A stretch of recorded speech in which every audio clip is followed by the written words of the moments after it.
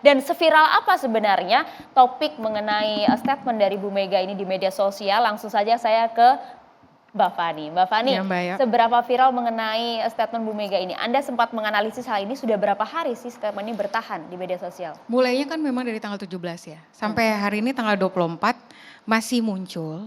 Tetapi kalau misalnya kita lihat indikator viral kan ada beberapa. Kalau misalnya kita lihat indikator viral itu dari engagement, besarnya aktivitas respon, orang meng-share segala macam, itu paling tinggi di tanggal 18 Februari.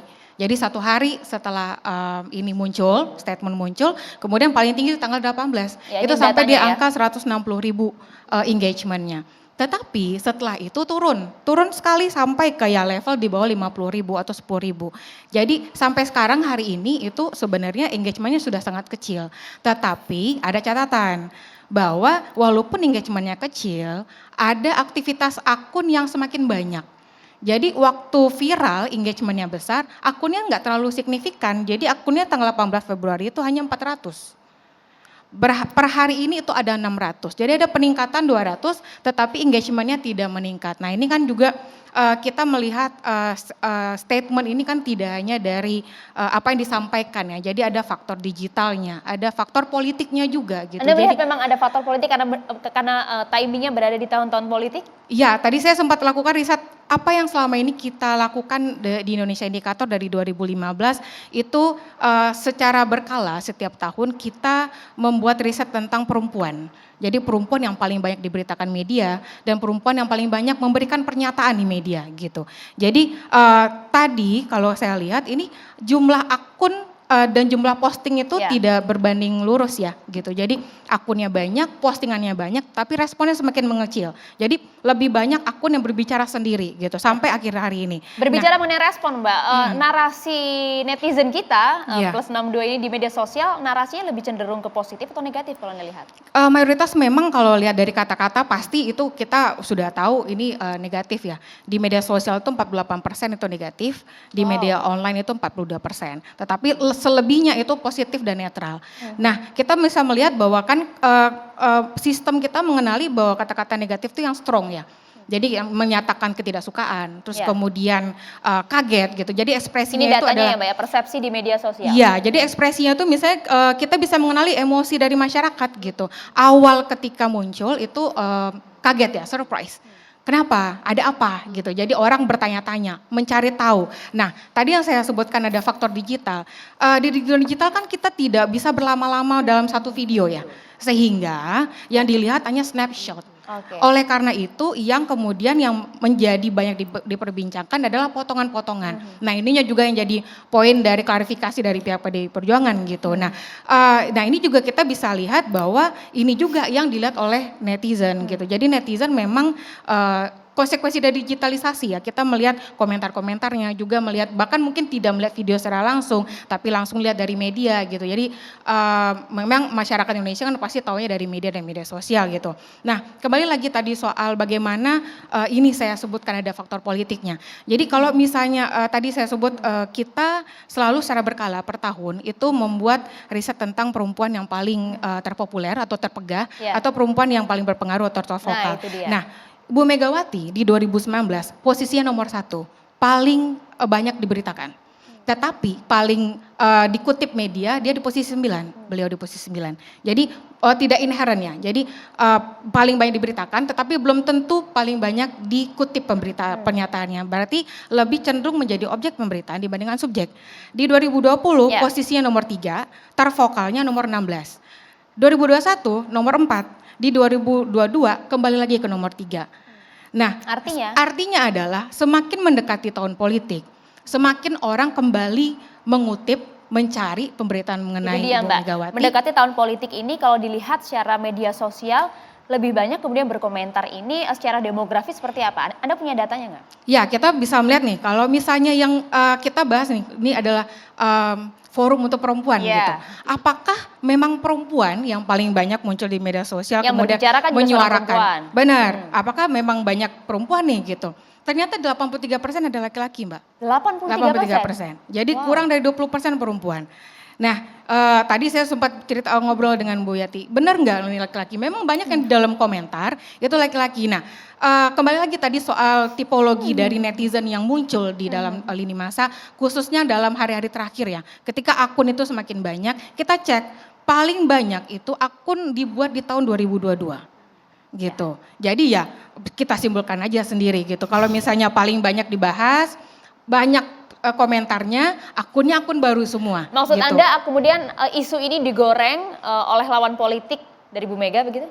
Monggo disimpulkan sendiri gitu. Jadi ini semua by data. Jadi kita Ya. mengumpulkan, kemudian kita cek kalau memang ini kita anggap organik ya. Kemudian kita lihat juga komentar-komentar. Memang ada yang organik. Tetapi kemudian kalau misalnya yang paling banyak secara kuantitatif itu di Twitter, ya kita bisa lihat kalau Twitter adalah platform yang sangat political tendencies ya gitu. Jadi Dan 83% laki-laki ya? ya benar. Ini data yang menarik sebenarnya Bu Ika, 83% justru yang berkomentar di media sosial adalah laki-laki, sedangkan yang berbicara perempuan, isunya pun juga mengenai perempuan gitu. Mengapa kemudian hal ini bisa terjadi gitu? Dari segi alasan faktor-faktor yang melatar belakangi Bu Ika. Oke, baik. Tapi sebelum masuk ke situ Mbak, saya ingin supaya ini sama persepsinya dan Iya. interpretasi kita dulu. Ini kan yang menjadi topik pembahasannya kan adalah kenapa sih ibu-ibu kok pergi pengajian gitu ya, kok sedoyan banget gitu. Saya membaca beberapa referensi definisi dari pengajian gitu. Jadi pengajian itu sebenarnya adalah kegiatan dakwah yang menanamkan nilai-nilai dan norma-norma agama ya Mbak ya. Jadi Persis. ya, jadi sebenarnya seperti yang tadi sudah dijelaskan oleh Bu Yati, Bu Husnul Maria gitu ya, itu di situ para ibu-ibu justru mendapatkan ilmu pengetahuan, mendapatkan pendidikan di situ. Kalau saya sebentar yang laki-laki nanti ya Mbak, Ya, siap. saya lagi mau membahas tentang konteksnya dulu, kan membicarakannya tentang stunting dan kekerasan seksual ya. Jadi kalau stunting itu kan 1000 hari pertama dari kelahiran seorang anak. Jadi mulai dari dia hamil 9 bulan sampai 2 tahun. Justru mohon maaf kalau di agama saya, di agama Islam tuh mulai dari usia 4 bulan kehamilan ya Bu, 120 hari sampai menyusui 2 tahun. Justru itu adalah ilmu.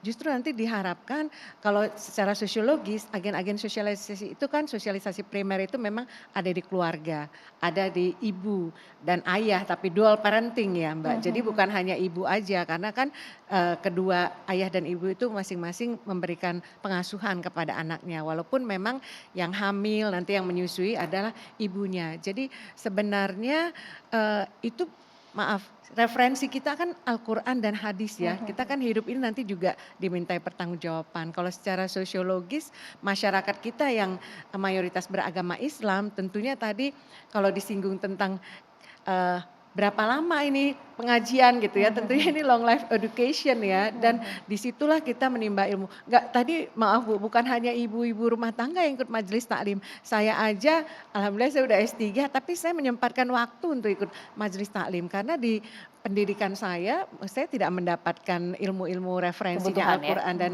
hadis gitu. Justru kita kepingin gitu. Jadi Meskipun kemudian sudah disampaikan juga oleh Bu Mega di awal, maaf beribu maaf, maksud dari pernyataan Bu Mega adalah bukan menyoal soal agamanya, tapi kemudian waktu, manajemen waktu dari iya. seorang ibu terhadap keluarganya. Kalau Anda melihat hal ini? Ya, manajemen waktu itu sih tergantung orangnya ya Mbak ya. Bagaimana seorang ibu bisa membagi waktu. Jadi mohon maaf memang sekarang kadang-kadang ya ustazah banyak juga ibu-ibu yang pulang ngaji itu nanti Nah. nongkrong-nongkrong ya. Kemudian makan-makan, pergi-pergi jalan-jalan sampai sore. Tapi kan itu Jadi bukan karena pengajiannya begitu ya? iya, jadi mohon maaf ini kenapa pengajian aja yang disalahkan. Bagaimana dengan orang-orang di partai politik juga perempuan-perempuan yang bekerja di tempat lain gitu. Itu kan dia juga menyita waktu yang luar biasa kenapa jadi ibu pengajian.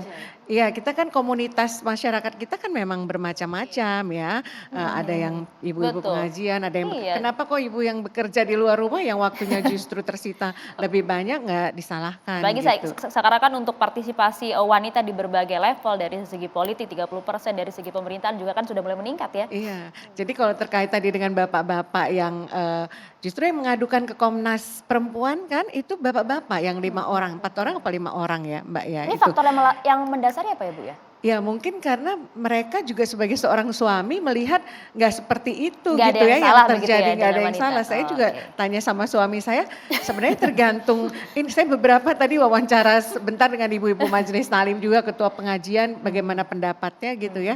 Ya itu sih tergantung orangnya bagaimana bisa memanage waktunya mengenai manajemen rumah tangga itu Mbak. Jadi memang nggak bisa disalahkan pengajiannya, itu kan tergantung orangnya, bisa tidak dia membagi waktu gitu. Jadi sekali lagi kembali ke parentingnya, parenting secara islami itu kan didapatkan di majelis taklim ataupun di Ya. pengajian-pengajian dan tidak hanya seorang ibu yang dituntut tapi kan dual parenting. Tanggung jawab seorang ayah juga sekarang kan kesetaraan gender ya. Jadi memang harus ada, anak juga membutuhkan kasih sayang walaupun kalau secara sosiologis tuh fungsi-fungsi ekspresif itu membuat rumah menjadi home gitu. Itu diberikan biasanya memang oleh ibu dan anggota keluarga yang lain. Ayah memegang fungsi-fungsi instrumen gitu.